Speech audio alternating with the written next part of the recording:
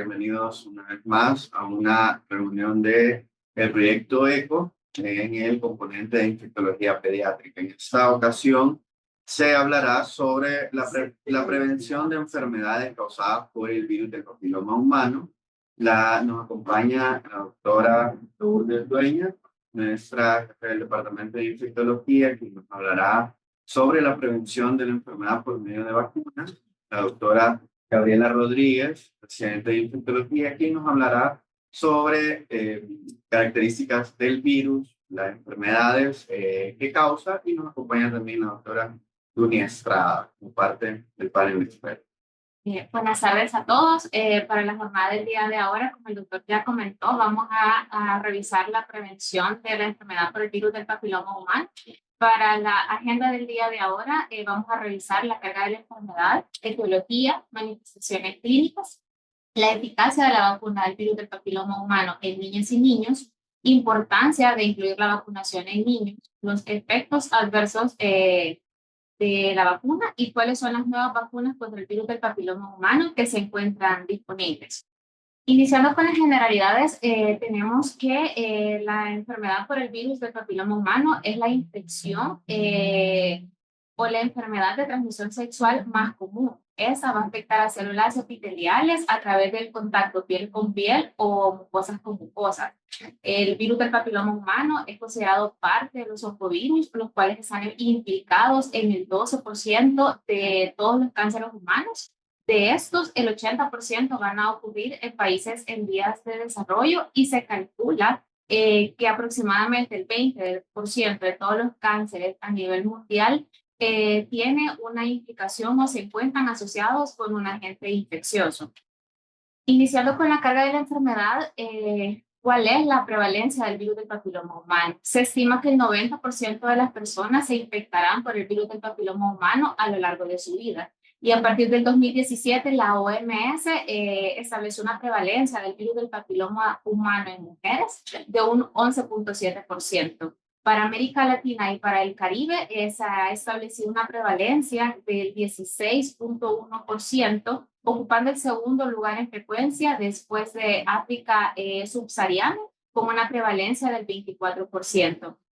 En hombres, se han realizado estudios retrospectivos buscando establecer una relación entre el número de parejas sexuales y el riesgo de padecer enfermedad por el virus del papiloma humano, estableciendo que después de incrementar el número de parejas sexuales a más de 3 a lo largo de la vida, el riesgo de sufrir o de padecer enfermedad por el virus del papiloma humano se incrementa en 4.5 veces más.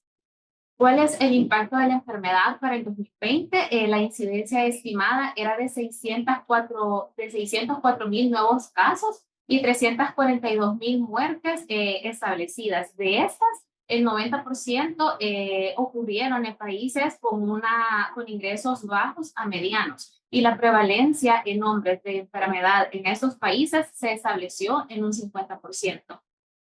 Vemos acá en el gráfico a su mano derecha que ocupa el cuarto lugar como la neoplasia más frecuente en mujeres, y que el riesgo se incrementa o el porcentaje de casos se incrementa en el grupo etario entre los 15 y los 44 años. Se estima que ocurrirán más de 500.000 casos nuevos cada año y más de 300.000 muertes cada año, representando más del 85% de casos para países de renta media a baja.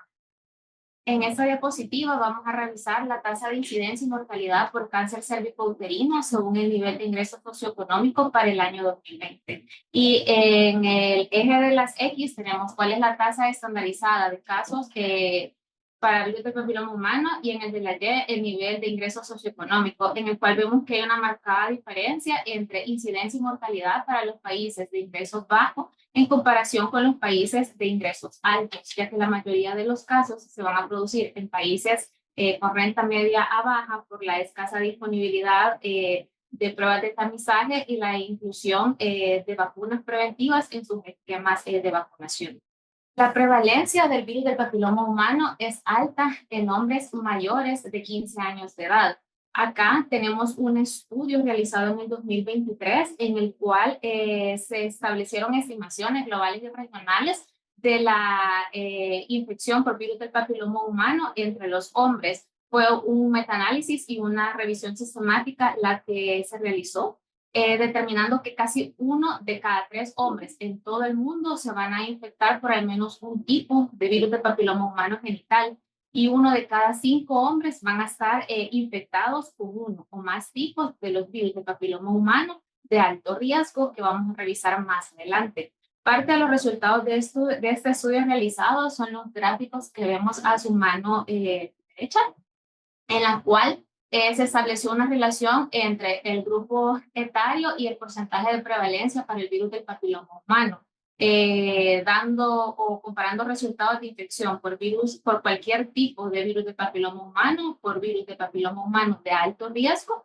y infección por virus del papiloma humano del tipo 16. Y acá en el círculo hemos resaltado los datos representativos para América Latina y el Caribe, en el que vemos que el porcentaje de prevalencia es tan alto que oscila entre un 30 y un 40%, ocupando el segundo lugar para países de ingresos o de renta mucho más baja, como es África subsahariana. Estos son otros de los resultados obtenidos a partir de este estudio, en el cual se buscaba identificar cuáles eran los tipos de virus de papiloma humano más frecuentes encontrados en la población objeto de estudio. Y lo que podemos ver es que virus oncogénicos de alto riesgo de virus de papiloma humano, como el tipo 16, continúa ocupando el primer lugar en cuanto a prevalencia en la mayoría de los casos. Y vemos cómo ha habido o se logró identificar que hay una tendencia en la disminución hacia otros tipos de virus, del virus papiloma humano, que se ha logrado posterior a la implementación de vacunas en los esquemas nacionales, que son estos tipos hacia los cuales están incluidos en las vacunas que se están administrando a la población.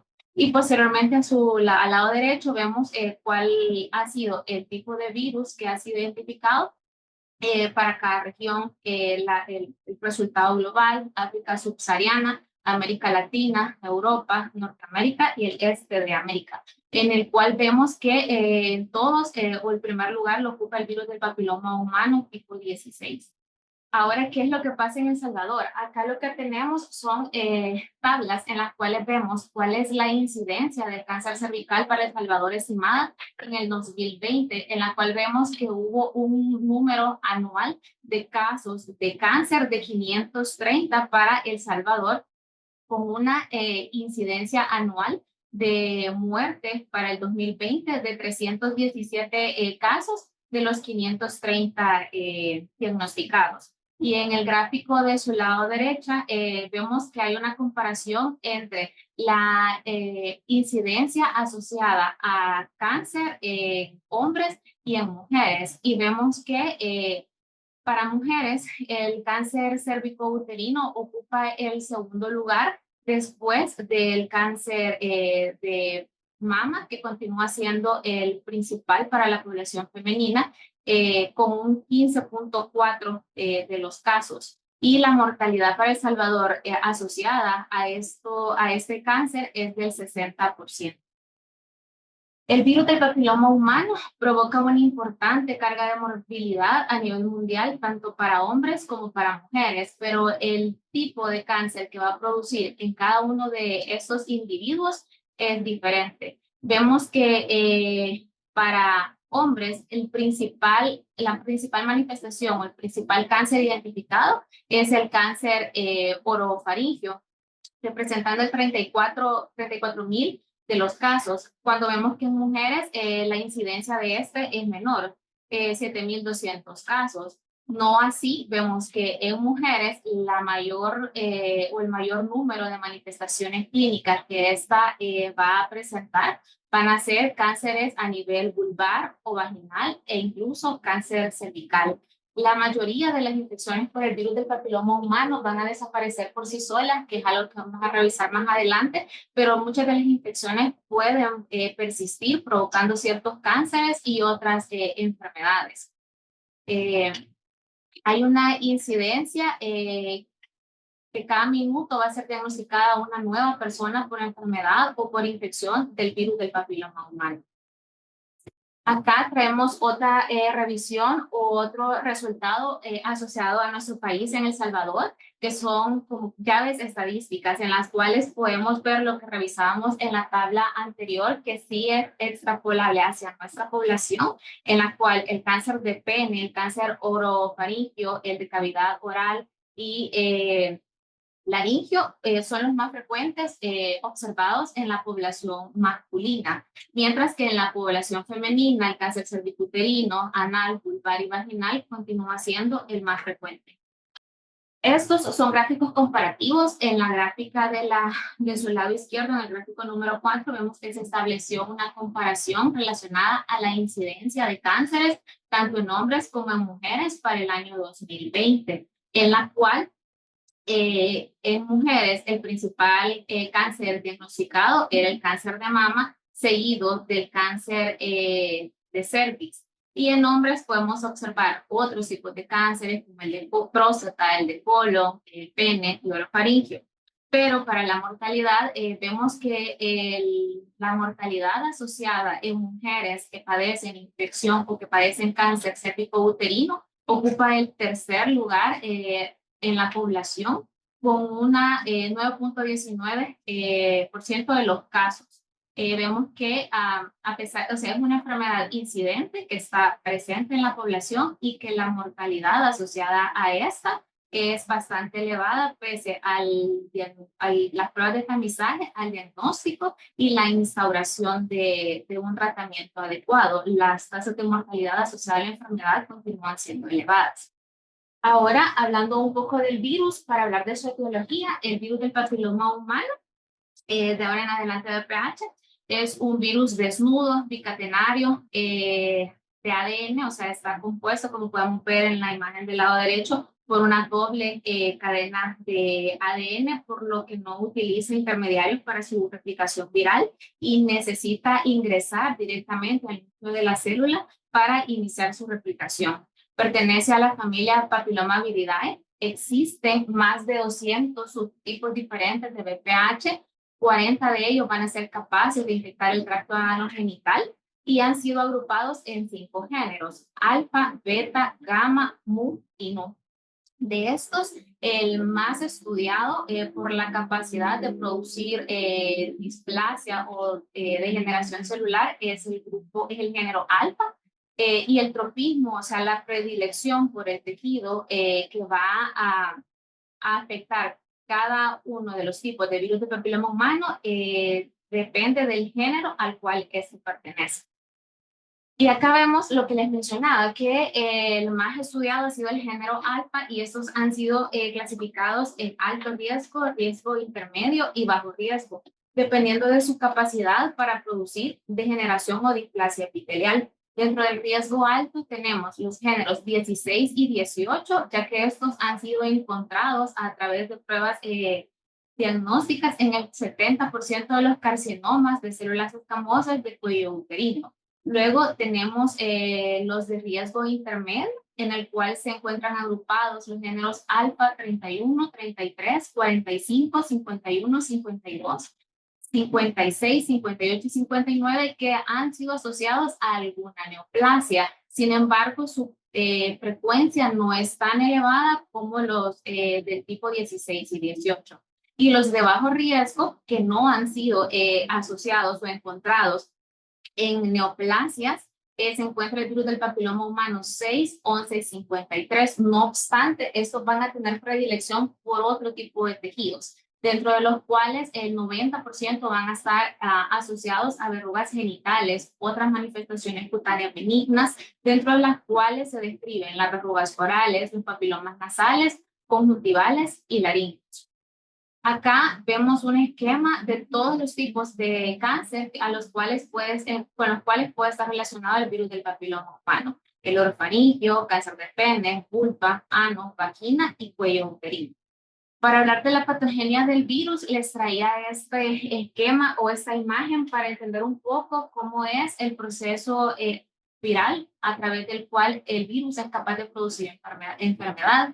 Y tenemos que el virus del papiloma humano ocupa el proceso de regeneración tisular para activarse o para producir enfermedad. Y vemos que se establece una comparación entre un epitelio o un tejido infectado y un tejido normal, en el cual vemos que en el tejido infectado el virus del papiloma humano tiene como objeto células diana, las células de la capa basal, que son células con un alto poder de regeneración o de proliferación celular, y posterior a traumas o pequeñas fisuras producidas o ocasionadas secundario a una actividad sexual, el tejido se activa iniciando una replicación celular, y es cuando el virus, al estar en el núcleo o en el centro de la célula, inicia a producir células infectadas, apoyándose o asociándose de los factores de virulencia propios del virus, proteínas o lipoproteínas de superficie, dentro de las cuales se describe la L1, L2, y oncoproteínas, que son la clave del proceso de replicación viral, dentro de las cuales las más importantes son las E6 y E7, que van a ser claves en la proliferación del virus, haciendo que cuando el epitelio se está regenerando, presente una expresión viral y suba hacia la superficie tisular, y es cuando es identificado a través de mensajes. Acá en este gráfico se aprecia un poco mejor el papel de estas oncoproteínas, ya que son claves en inhibir la actividad de genes que son encargados de inhibir la proliferación de células cancerígenas, como son el P53, que se encuentra bloqueado por estas oncoproteínas. Entonces la cadena se interrumpe y permite que estas células continúen su replicación de una manera exponencial. El virus tiene la capacidad que puede ingresar al núcleo de la célula y permanecer inactivo. Se describe que alrededor de 2 años para presentar manifestaciones o para que se logren identificar manifestaciones clínicas o cambios tisulares que favorezcan su diagnóstico. Pero si no se produce un estímulo o una injuria, un trauma que estimule la proliferación tisular, puede pasar inactivo por largos periodos de tiempo, para venir a producir enfermedad muchísimos años más tarde. Y es por eso que en pruebas diagnósticas tempranas pueda no ser identificado, aunque ya esté presente en la mayoría de la población.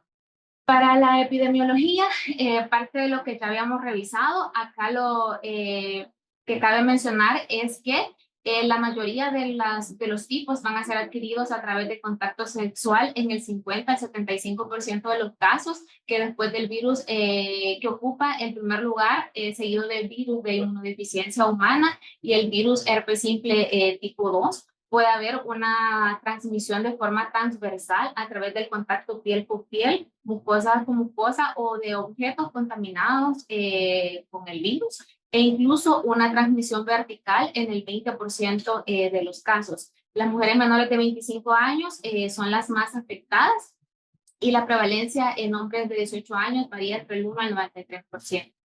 Para el papel oncogénico del virus, lo que ya habíamos mencionado, que el virus del papiloma humano tipo 16 y 18 son los más implicados en la mayoría de carcinomas de cuello uterino, en un 70% de los casos, que cada año van a haber más de 530,000 casos nuevos y más de 270,000 muertes a nivel mundial asociadas al virus. El 85 al 90% van a ocurrir en países no desarrollados, y el riesgo de desarrollar lesiones precancerosas comienza a partir de los 2 años posteriores al contacto inicial con el virus o de adquirir la infección. Los cánceres orofaringeos tienen como poca representación estadística, ya que desde el punto de salud pública no se ha realizado mucha investigación respecto a su relación con el virus del papiloma humano, pero continúa siendo una causa importante de enfermedad. En el mundo, el cáncer de orofaringe ocupa el 5º lugar como cáncer más común, y en los últimos es uno de los 10 tipos que ha incrementado su incidencia en un 0.8% de los casos, anualmente. Siguiente. En cuanto al cuadro clínico, la mayoría de las infecciones van a ser asintomáticas, pero vamos a tener manifestaciones malignas y manifestaciones cutáneas. Dentro de las manifestaciones clínicas, los distintos tipos de cáncer que ya mencionamos anteriormente, y dentro de las manifestaciones cutáneas benignas, que probablemente son las que nosotros como pediatras estamos acostumbrados a ver con mayor frecuencia, tenemos las verrugas comunes, las plantares, condiloma anogenital, la epidermodisplasia verruciforme, la hiperplasia focal o enfermedad de Heck, las papilomas nasales, conjuntivales, laringeos y las lesiones cervicales. Vamos a revisar los cuadros clínicos más frecuentes para la población pediátrica. Inicialmente tenemos las verrugas vulgares, cutáneas y palmoplantares. Estas van a ser lesiones frecuentes en escolares en un 20% de los casos. Adultos jóvenes se adquiere a través del contacto directo con tejidos u objetos que estén contaminados. Va a ser causadas por serotipos de bajo riesgo, dentro de los cuales se encuentran 1, 2, 4, 27 y 57. Tienen la característica que nunca se malignizan. Vamos a tener las verrugas vulgares, que estas van a tener forma de domo con un aspecto rugoso en su superficie, son indoloras y se multiplican. Pero también podemos tener verrugas planas que van a estar asociadas con el virus del papiloma humano 3 o 10. Estas verrugas tienen predilección por sitios planos como palmas de las manos, plantas de los pies y sitios de pliegues como codo o rodilla. Para la epidermodisplasia verruciforme, esta se debe considerar en pacientes que presentan múltiples lesiones difusas que son similares a las verrugas planas que tienden a acumularse formando conglomerados de estas lesiones verrugosas. Es un trastorno genético que es poco frecuente, pero que está asociado también con una deficiencia en la inmunidad celular. Estas lesiones tienen la peculiaridad que sí tienden a malignizarse en el 30 al 60% de los casos, aunque estén asociadas u ocasionadas por serotipos de bajo riesgo de 6 a 11, los serotipos 6 y 11. Estos van a tener una predilección por mucosas, pueden estar asociados a condilomas anogenitales o a verrugas anogenitales. Y la peculiaridad de estos es que posterior a una resecación o una intervención quirúrgica tienden a resurgir o a aparecer nuevamente. Las verrugas anogenitales o condiloma acuminado es la forma clínica más común, es causada por los serotipos 6, 11 y 57. Está el riesgo de presentar o la presencia de estas lesiones se encuentra estrechamente relacionado con el historial sexual del paciente. Es por esta razón que cuando son identificadas en pacientes pediátricos se debe de proceder a descartar que no se trate de casos de abuso sexual. Son localizados a nivel de pene, escroto, la zona perineal, vulvar, vaginal. Es poco lo que se conoce sobre la epidemiología de las verrugas genitales en la población pediátrica. En cuanto a la papilomatosis respiratoria recurrente, este es un proceso poco frecuente. Se presenta en 3,6 a 4,6 de cada 10.000 nacimientos. Este afecta principalmente la laringe, como lo vemos en las imágenes a mano izquierda. Pero tiene predilección por todo el epitelio respiratorio, por lo que pueden ser encontrados a nivel del tracto de la vía respiratoria, ocasionados por los serotipos 6, 8 y 11. La infección se adquiere a través del contacto de secreciones maternas del recién nacido cuando pasa a través del canal del parto. El periodo de incubación dura de 2 a 4 años y es por eso que el paciente puede atrasar su diagnóstico hasta que no ocurra una manifestación clínica significante como la dificultad respiratoria, ya que continúan multiplicándose hasta llegar a obstruir la vía aérea. El periodo de incubación o asintomático del paciente va de 2 a 4 años, pero pueden tener algunas manifestaciones asociadas que nos puedan hacer pensar en buscar o en diagnosticar esta patología, como va a ser el llanto débil, un paciente ronco con disfonía, con disnea, con tos crónica o que tenga una infección recurrente del tracto respiratorio. Esos pacientes, posterior a una resección o una intervención quirúrgica, pueden presentar periodos asintomáticos de 1 o 2 años. Sin embargo, el curso de la enfermedad es crónico y el paciente va a oscilar entre episodios de remisión y de recurrencia de la enfermedad, por lo que hay que continuar el seguimiento. Bueno, yo creo que ya Gaby puso en contexto lo importante que es la carga de la enfermedad por VPH, tanto para la población adulta como para la población pediátrica. Y vemos cómo puede impactar desde el punto de vista mortalidad a través de los cánceres, que obviamente, aparte de la mortalidad, los días de vida perdidos, los días productivos que no se hacen, porque usualmente ya vimos que es población joven y económicamente activa, pero también hay otro grupo muy importante que es el de las verrugas genitales, que es también el que nosotros vemos en las unidades de salud y que son pacientes que pueden llegar de manera recurrente con esas verrugas vulgares. Entonces, para eso vamos a hablar de la prevención que existe, o sea, es el segundo cáncer prevenible por vacunas. El primero fue el cáncer hepático a través de la vacuna de la hepatitis B, y esa es la segunda vacuna que tenemos para prevención de cáncer.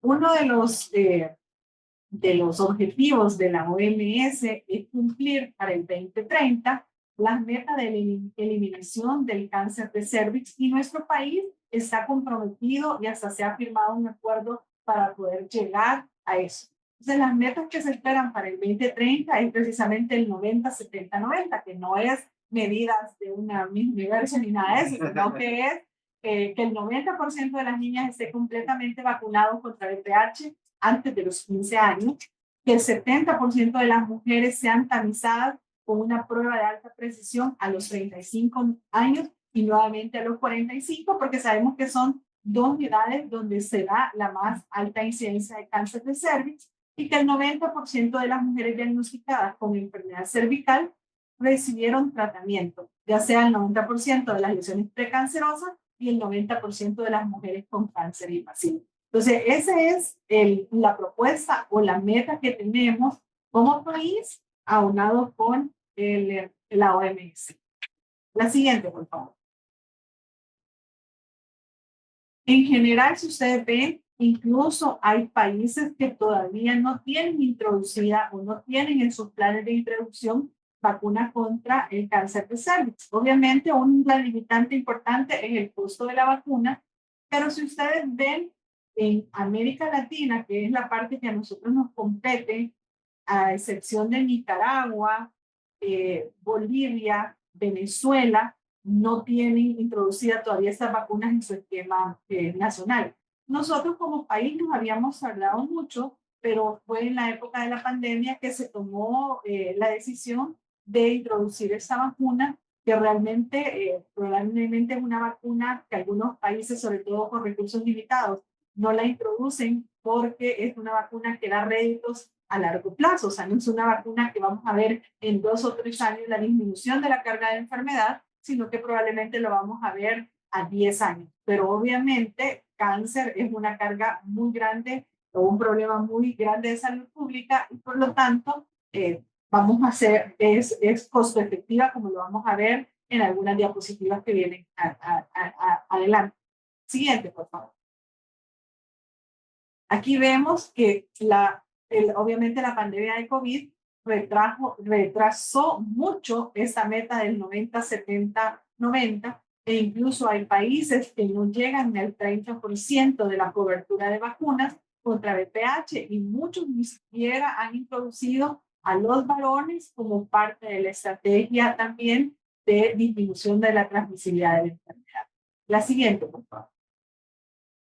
¿Cómo medimos el impacto en vida real de la vacunación? O sea, sabemos que la vacuna de VPH ya tiene más de 15 años en el mercado. Muchos países como Australia han tenido una disminución impresionante en la carga de enfermedad contra VPH, pero vamos a ver, si nosotros queremos ver a corto plazo, después de que un programa comienza, ¿a dónde vamos a ver? Si tamizáramos a las mujeres con vida sexual activa, lo veríamos en la reducción de carga de la enfermedad a través del tamizaje para virus del VPH. Luego, si lo quisiéramos ver en años, lo vamos a ver a través de la reducción de las verrugas genitales, llevando un adecuado registro de las verrugas, viendo cómo esas van a disminuir. Luego tenemos con los años las lesiones de alto grado y luego a través de las décadas, obviamente los cánceres relacionados en mujeres y en hombres que tienen que ver con los virus oncológicos. La siguiente, por favor. En este estudio que podemos ver en Estados Unidos, cómo ellos demostraron la reducción de la enfermedad, de la disminución de la prevalencia de VPH según el tipo de las vacunas. Ellos tenían en ese momento vacuna cuadrivalente. Recordamos que las 3 vacunas aprobadas para VPH es una bivalente, una cuadrivalente. La bivalente tiene nada más al serotipo 16 y 18, no tiene acción entre verrugas genitales. Y luego tenemos la cuadrivalente y la nonavalente. La que nosotros tenemos en el país es cuadrivalente y tiene precisamente los 2 serotipos que son más frecuentes para disminución de verrugas vulgares, como son el 6 y el 11, y tiene el 16 y 18, que son los que causan entre el 70 y 80% de los cánceres cervicales. Y ellos pudieron ver que después de la introducción de esa vacuna cuadrivalente, a pesar de no tener coberturas tan altas de vacunación, ustedes pueden ver en los diferentes grupos de edad cómo precisamente entre más temprano se pone la vacuna, entre los 14 y los 19 años, hubo una 88% de reducción, ¿verdad?, de estos virus en las mujeres que habían sido vacunadas. En el grupo de 20 a 24 años, 81%, pero en los demás grupos la reducción fue un poquito menor. ¿Qué quiere decir esto? Que entre más temprano nosotros vacunemos a nuestras niñas, mayor va a ser la reducción de la enfermedad. Y eso es por 2 situaciones. Uno es porque obviamente la vacuna es sexual activa, ¿verdad? Y eso asegura que por lo menos el 80 o 90% del riesgo de cáncer se ha disminuido. Y segundo, es porque las niñas, sobre todo entre los 9 y los 15 años, producen una mayor titulación de anticuerpos contra el virus del VPH. Y se ha visto que el VPH es uno de los virus en el que la relación anticuerpos altos y disminución del virus es muy directamente significativo. Entonces, por lo tanto, entre más pequeñas estén, van a tener una mejor respuesta inmunológica, títulos más altos y menos exposición al virus. La siguiente. Vemos acá en diferentes estudios, sobre todo Australia es de los países que han sido un ejemplo en virus del VPH, tiene casi 20 años de estar usando la vacuna, y lo que ellos vieron es que la prevalencia del VPH a 9 y 6 años de seguimiento, prácticamente había una disminución del 93%, ¿verdad?, de la prevalencia del VPH, un 96% de la reducción de verrugas genitales, un 76% de disminución de lesiones cervicales de alto grado, y en Dinamarca, por ejemplo, vieron también las lesiones vulvares vaginales de alto grado con una reducción del 78% y del 84%, y en los diferentes países han visto una disminución del carcinoma cervical invasivo del 86% si se vacunaron antes de los 17 años de edad y 70% si se vacunaron al menos de 20 años. Y esto es lógico por lo que acabamos de hablar hace un momento, porque usualmente en esos países las niñas inician su vida sexual entre los 14 y los 16 años. La desaparición de las verrugas genitales, que es como uno puede medir el impacto de la enfermedad a corto plazo. Y miren, en Australia prácticamente en los niños y en las niñas desaparecieron la presencia de las verrugas genitales. Sabemos que esto, aunque no es tan impactante en cuanto a carga de enfermedad y mortalidad, sí lleva un costo muy importante en el sistema de salud, precisamente por todas estas manejos que se le dan a las verrugas genitales. La siguiente, por favor. Si se recuerdan, Gaby mencionó algo muy importante, que era precisamente la papilomatosis laríngea recurrente. Esto está fuera de la indicación de la vacuna de VPH, pero en algunos países como México, Argentina y algunos lugares de Europa han visto la reducción de los casos y han vacunado a niños con papilomatosis laríngea, y han visto la reducción en el número de podas de los papilomas.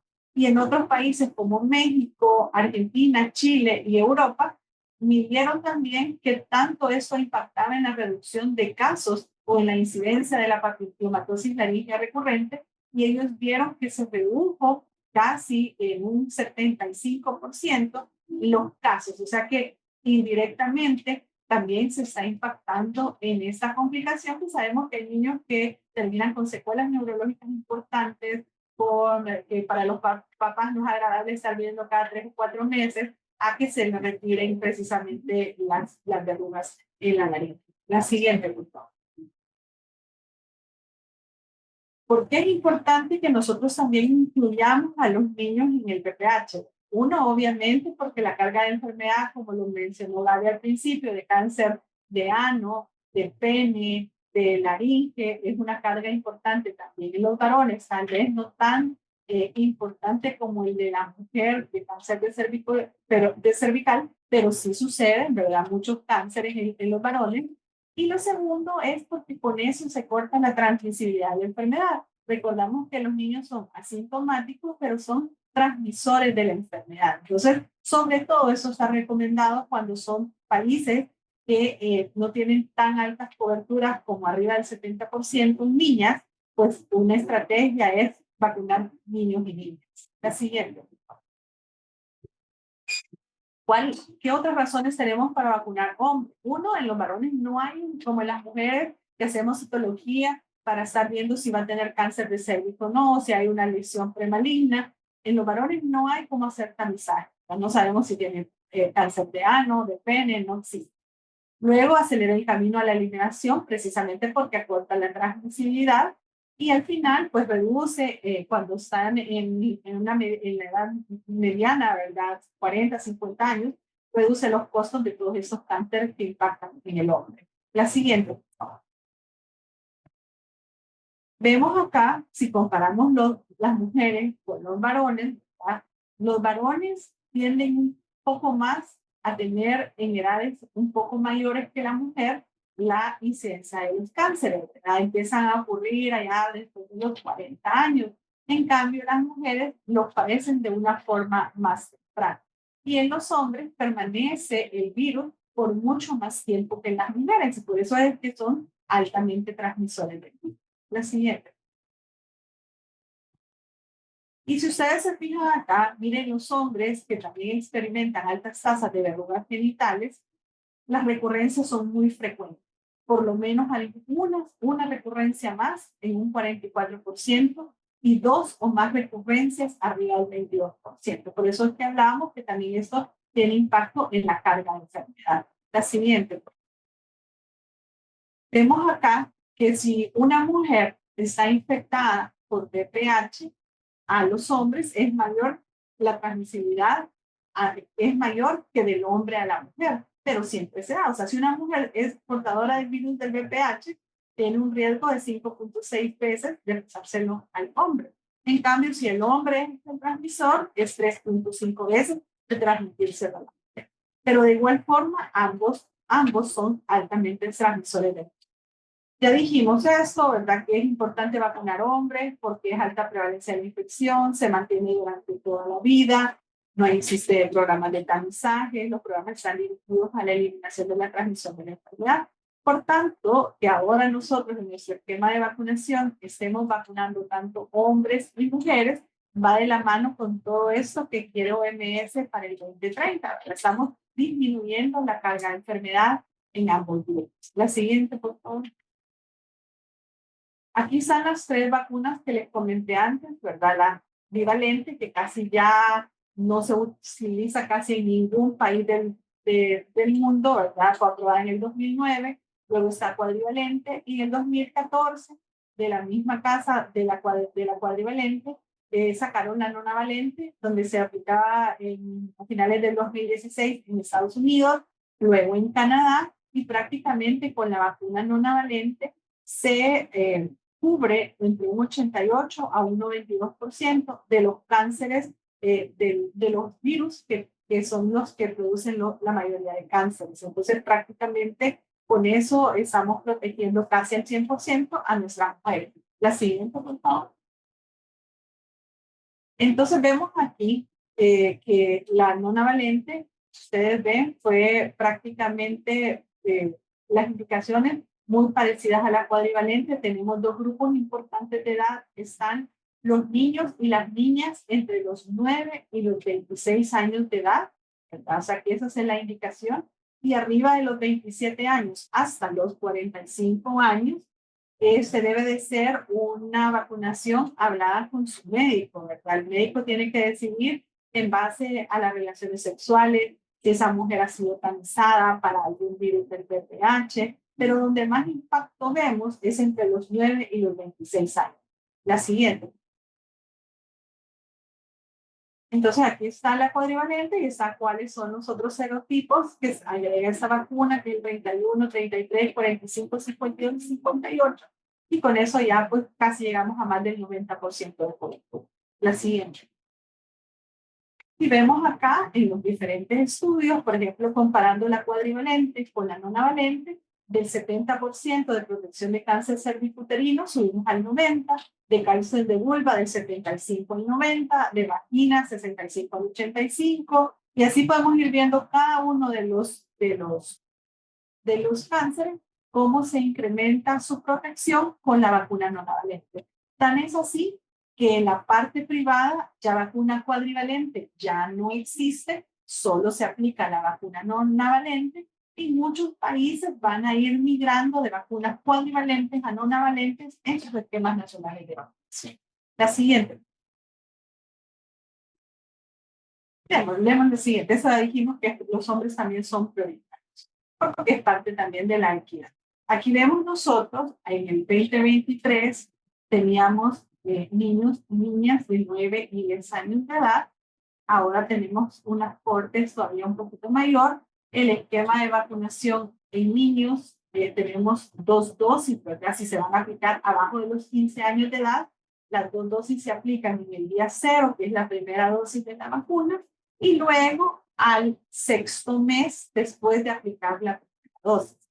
Si usted se equivocó y aplicó la vacuna antes del 4º mes, la segunda dosis, ese niño va a necesitar una tercera dosis. Entonces, tiene que ponerse a los 6 meses. Y si al paciente se le olvidó y no llegó a los 6 meses, usted tiene hasta 13 meses después de la primera dosis para ponerla sin ningún problema. Eso es para los niños que son inmunocompetentes.